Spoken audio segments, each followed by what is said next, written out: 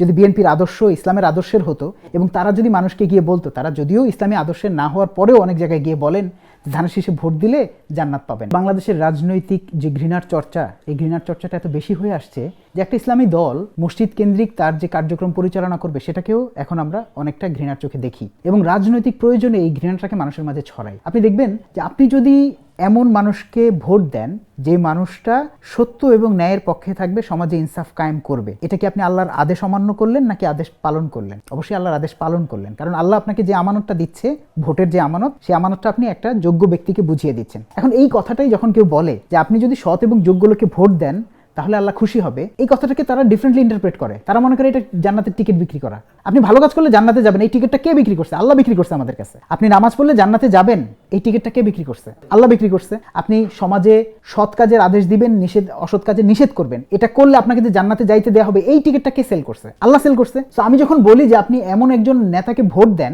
যেই নেতা সমাজের সত্যকে কায়েম করবে এবং অন্যায়কে দূর করবে, এই টিকিটটা কি আমি সেল করছি না আল্লাহ সেল করছেন? এই টিকিটটাও আল্লাহ সেল করছেন। জাস্ট আপনি ধর্মের এই কার্ডটা ব্যবহার করতে পারতেছেন না, এই কারণে আপনি আপনার অপোজিশনকে বলতেছেন অপোজিশন ধর্মের কার্ড ব্যবহার করতেছে। যদি বিএনপি আজকে ইসলামী দল হতো, যদি বিএনপির আদর্শ ইসলামের আদর্শের হতো এবং তারা যদি মানুষকে গিয়ে বলতো, তারা যদিও ইসলামী আদর্শের না হওয়ার পরেও অনেক জায়গায় গিয়ে বলেন ধানের শীষে ভোট দিলে জান্নাত পাবেন, এটা বলছেন অনেক বিএনপির নেতা, তাই না? তো টিকিটটা আসলে ওনারা ক্লিয়ারলি বিক্রি করেন, আর জামাত এত ক্লিয়ারলি বিক্রি করে না। জামাত জাস্ট বলে যে আপনি যদি সৎ যোগ্য লোককে ভোট দেন তাহলে আল্লাহ খুশি হবে, বলে না যে আপনি জান্নাতে চলে যাবেন, তাই না? সো আমার কথা হচ্ছে ক্লিয়ার যে সমাজে যদি আপনি ন্যায় এবং সত্যের শাসন কায়েম করতে চান তাহলে অবশ্যই আপনি কিন্তু আল্লাহর একটা নির্দেশনাকে অ্যাপ্রিসিয়েট করলেন, পালন করলেন, তাই না? তো এখন যেটা হয়েছে, আমরা আমাদের শৈশবে কিন্তু দেখেছি, আমি আমার গানের যে ইসলামী গানের যে চর্চাটা করতাম কয়েকজন গ্রুপ মিলে একটা শিল্পী গোষ্ঠীর আন্ডারে, সেটা কিন্তু মসজিদের বারান্দায় চর্চা করতাম। কেউ কিন্তু এটাকে নেগেটিভলি দেখতো না, সবাই মনে করতো এটা তো আল্লাহর গানই গাচ্ছে, মসজিদের বারান্দায় গাচ্ছে, কোনো সমস্যা নাই।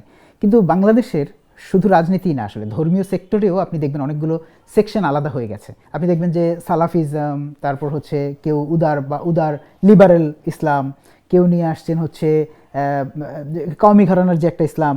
তো এই জিনিসগুলো স্বৈরাচারের আমলে এই জিনিসগুলোকে আরো বেশি পরিমাণে মানুষের মাঝে পুশ করা হয়েছে, যেন মানুষের মাঝে বিভেদটা থাকে।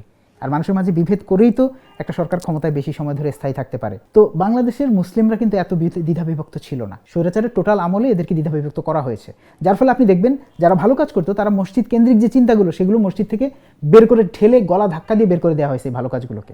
সো যদি বাংলাদেশের মানুষ ইসলামকে ভালোবাসে এবং এমন কোনো দলকে ক্ষমতায় আনে যারা ইসলাম বিরোধী কোনো কাজ করে না, যারা ইসলামের পক্ষে কাজ করে, মানুষের পক্ষে কাজ করে, ন্যায়ের পক্ষে কাজ করে, তারা অবশ্যই মসজিদগুলোকে আবার আবাদ করবে। মসজিদগুলোকে পলিটিক্সের কোনো প্রয়োজনে ব্যবহৃত হতে না দিয়ে সমাজের অন্যায়কে দূর করে। দেখেন এখন ইন্টারেস্টিংলি, যদি মসজিদের মেম্বার থেকে কোনো লোক ঘোষণা দেয় যে আজকে থেকে এই মসজিদে যত দুর্নীতিবাজ লোক আছে তাদেরকে অবাঞ্ছিত ঘোষণা করা হবে, তাহলে এই ইমামের বিরুদ্ধে অভিযোগটা কি আসবে?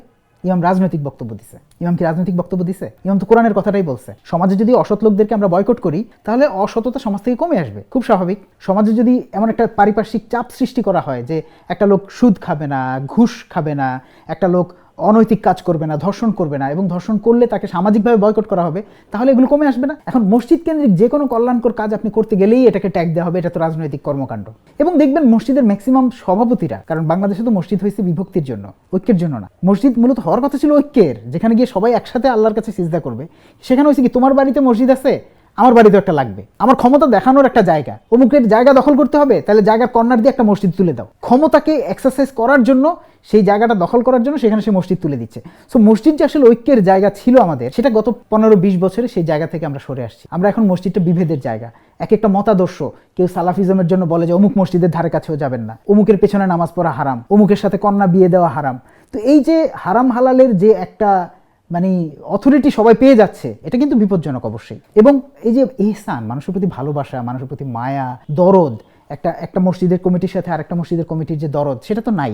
এদের মধ্যে সংঘর্ষ সারাক্ষণ চলমান থাকে। সো আমি আশা করবো যে দেশের সাধারণ মানুষ তাদের মসজিদগুলোকে আবার আবাদ করবে, মসজিদগুলো হয়ে উঠবে সমাজের সমস্ত কল্যাণকর কাজের একটা হাব।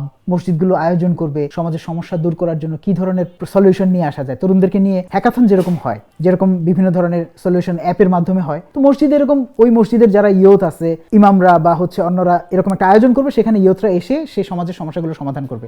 এরকম একটা সমাজ আমার স্বপ্নে আছে আর কি। যদি সাধারণ মানুষ চায় এবং ওইরকম কোনো সরকার আসে যারা মসজিদগুলোকে এভাবে তৈরি করতে আগ্রহী হয়ে উঠবে, তাহলে অবশ্যই ইনশাল্লাহ হবে।